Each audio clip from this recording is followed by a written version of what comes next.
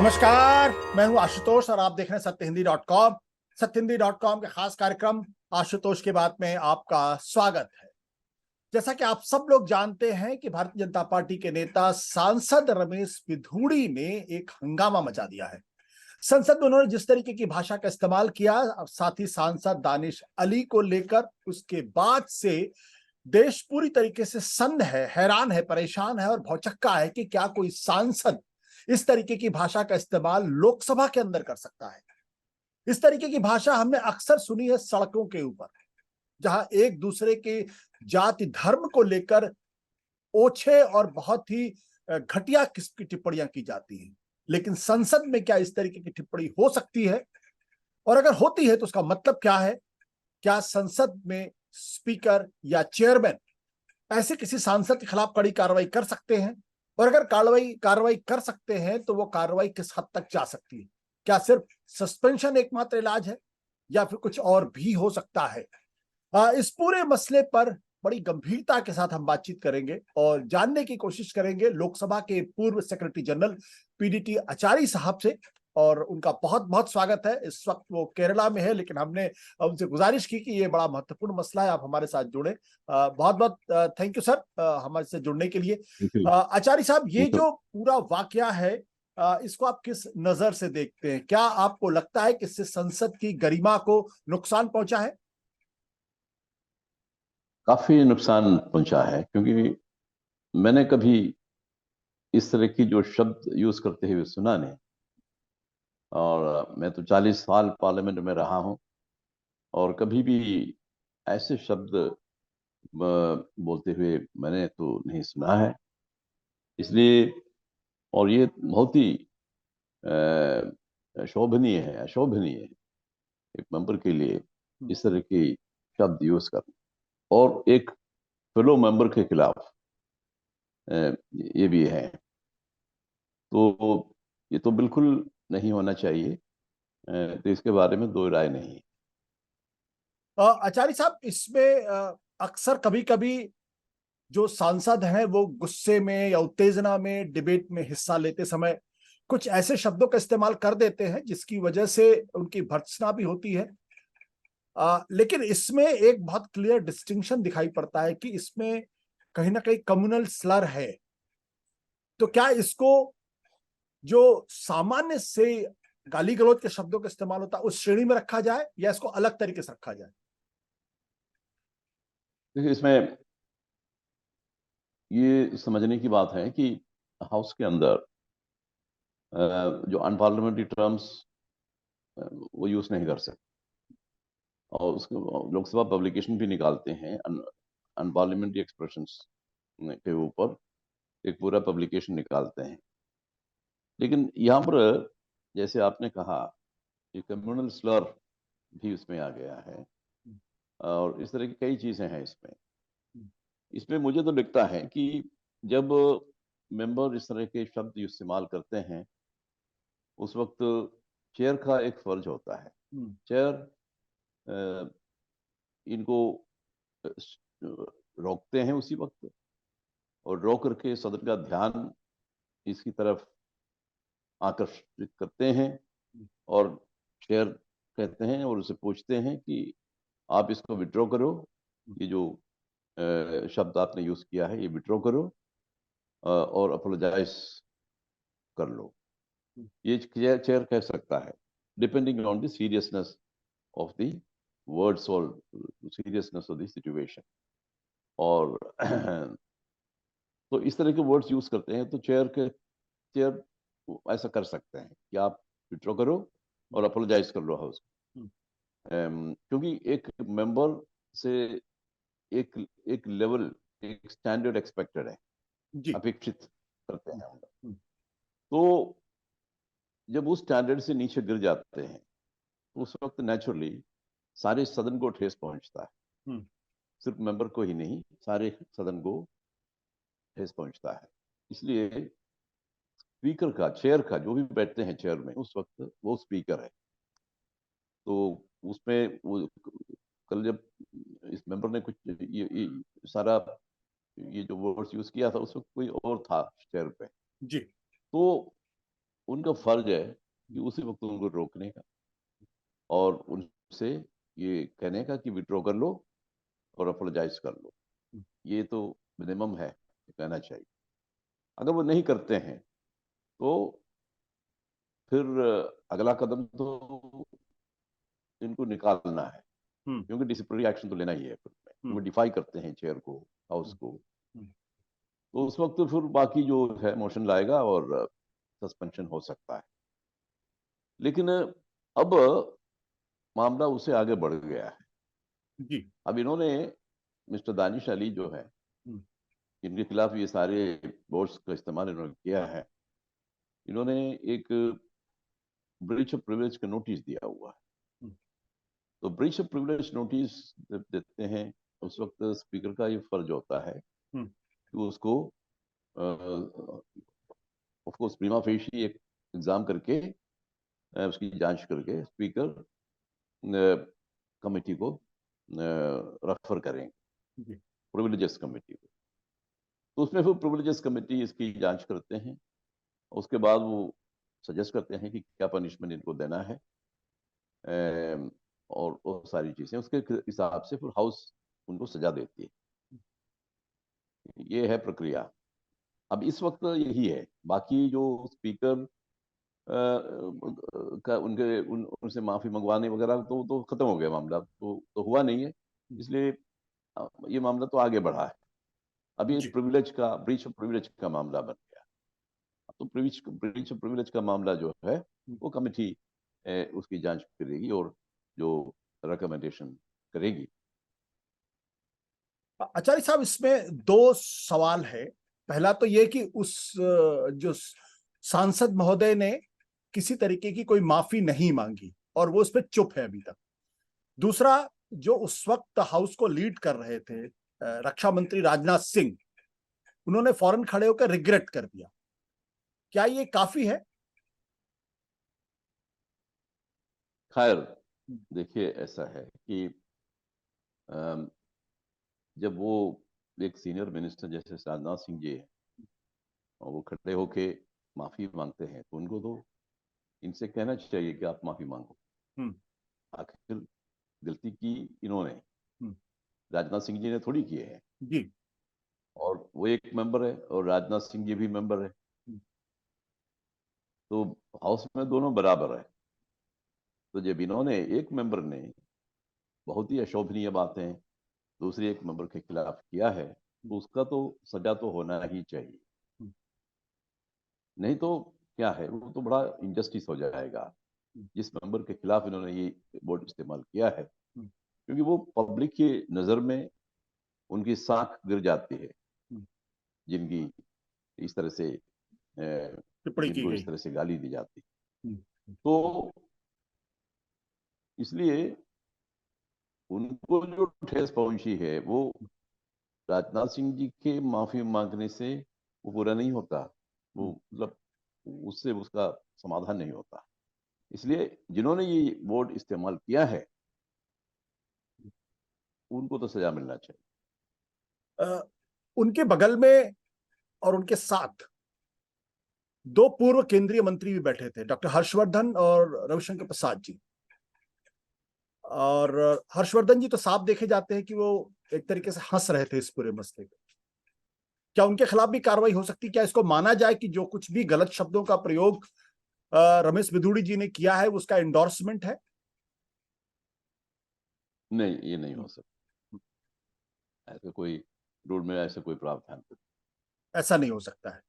अब नहीं हो सकता। उस वक्त जो चेयर पे बैठे थे वो स्पीकर महोदय नहीं थे चेयर पे, दूसरे सज्जन थे जो केरला के थे। और उनका ये कहना है कि मैं, चूंकि बातचीत हिंदी में की जा रही थी इसलिए मुझे वो बात समझ में नहीं आई। क्या ये वैलिड आर्गुमेंट है? असल में जो चेयर पर बैठते हैं उनके पास स्पीकर का सारा पावर अवेलेबल है। जो भी बैठते हैं उस वक्त जो चेयर पर बैठते हैं तो स्पीकर के सारा पावर्स उनको मालूम है। हाउस को कंट्रोल करने का, डिसिप्लिन करने का वो सारा अधिकार उनको है। तो वो यूज करके जब उनको मालूम होता है कि कोई इस तरह की बोर्ड्स को फाइंड आउट भी कर सकते हैं क्या बोले, मार्शल से पता कर सकते हैं और सेक्रेटरी जनरल को बुला करके पूछ सकते हैं कि क्या है। तो उसके बाद तुरंत वो एक्शन ले सकता है। एक्शन मतलब हम इनसे पूछ सकते हैं कि आप विड्रॉ करोगे, विड्रॉ करो और माफी मांगो, क्योंकि इस तरह से बहुत ही गंदे शब्द यूज किए गए हैं, तो उसमें तो सीरियस मामला है।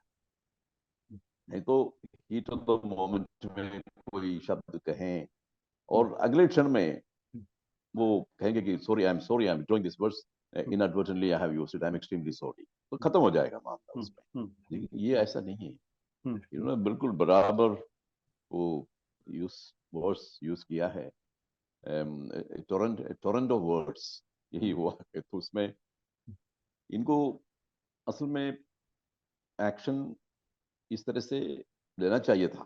चेयर पे जो भी बैठते हैं इनका फर्ज बनता है।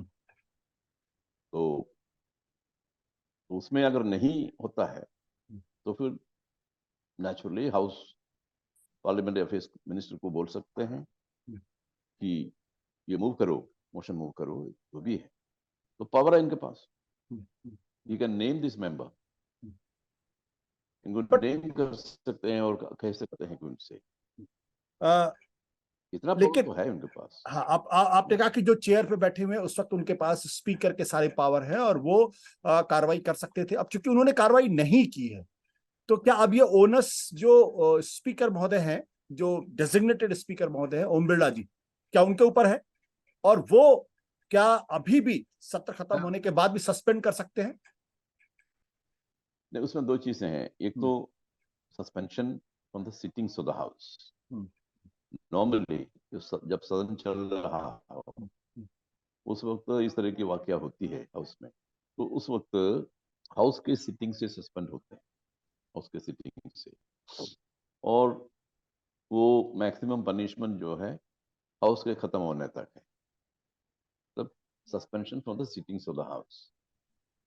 लेकिन अभी जो मामला प्रिविलेज का बन गया, ब्रीच ऑफ प्रिविलेज, उसमें जो सजा आएगा वो सस्पेंशन उसका तरीका और होता है, वो सिटिंग्स ऑफ द हाउस नहीं होता में। वो कितने समय के लिए होगा ये कुछ पता नहीं, वो तो प्रिविलेजेस कमेटी के ऊपर होता है, उसका कोई हार्ड एंड फास्ट रूल तो है नहीं। सर, सस्पेंशन एक पनिशमेंट होता है। मेरा सवाल ये कि चूंकि अब सेशन खत्म हो चुका है, तो क्या अभी भी प्रिविलेज कमेटी की रिपोर्ट का इंतजार किए बगैर जो ग्रेविटी ऑफ द सिचुएशन है और जो गंभीरता है इस पूरे मामले को, उसको देखते हुए क्या स्पीकर महोदय रमेश बुधूड़ी को कोई पनिशमेंट दे सकते हैं pending inquiry by the privilege committee? नहीं, ऐसा कोई प्रोविजन तो है नहीं रूल में। और फिर दूसरी बात यह है कि स्पीकर पनिश नहीं कर सकते किसी को भी। जो मेंबर्स को पनिश करने का अधिकार जो है वो सदन का है, इसलिए सदन में मोशन आता है, स्पीकर नहीं कर सकता। स्पीकर तो एक मेंबर को बाहर जाने के लिए कह सकता है जब वो गड़बड़ कर रहा है हाउस में, उस वक्त स्पीकर अपना पावर यूज करके उनको कह सकते हैं कि you go out of the house. उसके बाद वो कुछ देर के बाद वो वापस भी आएंगे, ऐसे भी है। तो स्पीकर पनिश नहीं कर सकता, स्पीकर के पास पनिशमेंट का पावर नहीं है। लेकिन पनिशमेंट का पावर है वो तो हाउस में, पनिशमेंट तो का हाउस पावर में हाउस। प्रमोशन ला पनिशमेंट के जो जो सस्पेंशन हो या एक्सपल्शन हो, तो सबसे मैक्सिमम पनिशमेंट तो एक्सपल्शन है, एक्सपल्शन फ्रॉम द हाउस, तो वो सब हाउस ही करेगा, हाउस करेगा। यहाँ पे चूंकि ये चीज लोकसभा के पटल पे की गई है, कार्रवाई के दौरान कही गई है, एक तरीके से हेट स्पीच है, तो क्या इसमें पुलिस इंटरवीन कर सकती है? नहीं, नहीं कर सकते। आर्टिकल 122 जो है उसके अंदर कोई भी कोर्ट में आप नहीं जा सकते इसको लेकर, क्योंकि हाउस के जो प्रोसीडिंग्स है उस पर हाउस का ही पूरा अधिकार होता है। वो जज हाउस ही कर सकता है, बाहर कोर्ट नहीं कर सकता है। क्या और स्पीकर जबकि क्या स्पीकर इसको कोई पुलिस को रेफर कर सकते हैं? नहीं, नहीं कर सकते, नहीं कर सकते। क्योंकि हाउस में जो भी बोले जाते हैं, हम्म, आर्टिकल 105 जो हम्म, है हम्म, वो आपको पूरी इम्यूनिटी देती है, हम्म, पूरी इम्यूनिटी देती है। Anything said in the house hmm, and any vote given, hmm, ये वर्ड्स है कॉन्स्टिट्यूशन में आर्टिकल 105 में, hmm, anything said in the house, hmm. ये है, तो उस पर आपको पूरी इम्यूनिटी है।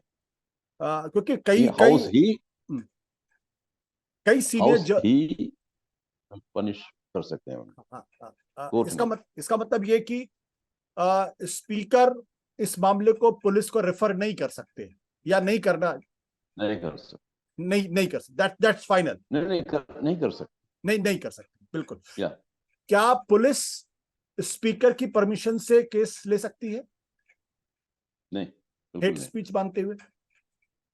ना ना, अब कुछ भी आप हाउस में बोलो, हाउस में कुछ भी बोलो, हाँ, आपको इम्यूनिटी है। अगर हाउस में अगर मारपीट हो जाए तब?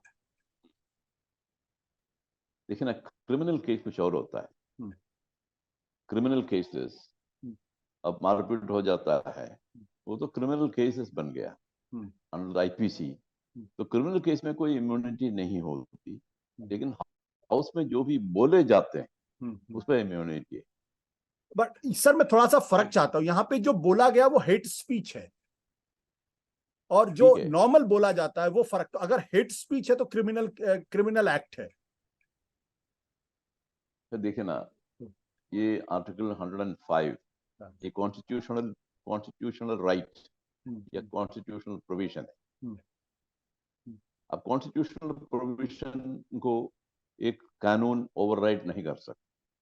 बाकी हेट स्पीच का जो है, जो भी हेट स्पीच जैसे कोई ऑफेंस तो है नहीं, डिफाइन नहीं है, लेकिन आप हेट स्पीच किसी न किसी तरह मे बी सेक्शन 153 या इस तरह ऐसे सेक्शन के अंडर ला सकते हैं, लेकिन वो तो एक एक स्टैच्यूट लॉ है।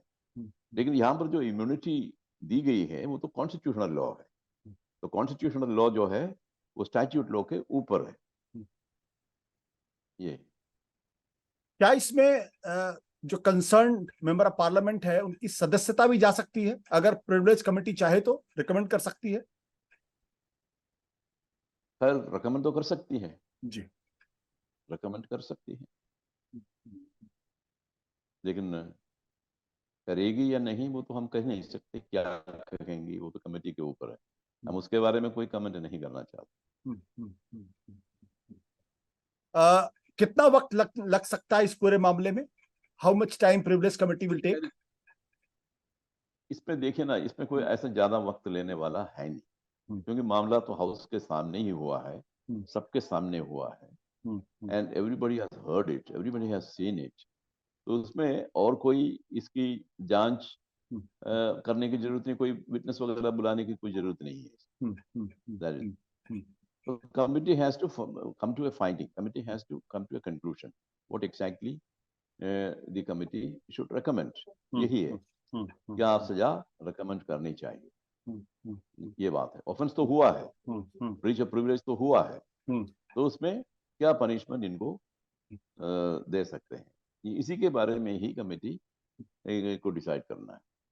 एक चीज बहुत बड़े पैमाने पर कही जा रही है कि कुछ मेंबर ऑफ पार्लियामेंट को सस्पेंड कर दिया गया और उनके ऑफेंस बहुत कमजोर थे। संजय सिंह का नाम लिया जाता है, राघव चड्ढा का नाम लेते हैं, यहाँ तक कि अधीर रंजन चौधरी का भी नाम लिया जाता है कि उनको तो बहुत छोटे छोटे ऑफेंस के नाम पर उनको सस्पेंड कर दिया गया, स्पेशल सेशन में भी उनको नहीं बुलाया गया, और यहाँ इतना सीरियस ऑफेंस करने के बाद भी इनके खिलाफ कोई कार्रवाई नहीं हो रही है। क्या ये तर्क सही है? सर ये तो देखिए ना, ये तो हाउस के डिसीजन की बात हम्म, के बारे में मैं कोई कमेंट नहीं करूंगा, वो हाउस का डिसीजन है, वो जो भी है सही है या नहीं सही है, वो सब वो अपनी जगह है, तो हम उसमें क्या करेंगे, इसमें कुछ नहीं कर सकते, बट हाउस का डिसीजन है वो तो। एक परसेप्शन है कि शायद डिस्क्रिमिनेटरी है।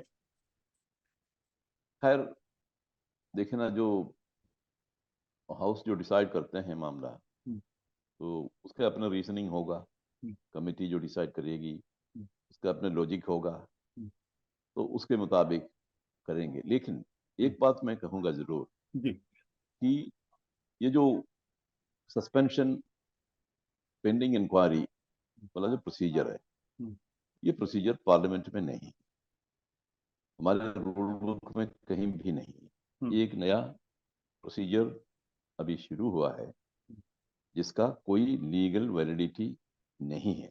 मतलब रूल में इसकी कोई रूल के बेसिस पर इसकी कोई वैलिडिटी है, क्योंकि वो होता है सस्पेंशन पेंडिंग इंक्वायरी, वो तो गवर्नमेंट सर्विस में होता है, जी तो सर्विस रूल्स में होता है ये, लेकिन पार्लियामेंट में नहीं है वो पेंडिंग इंक्वायरी।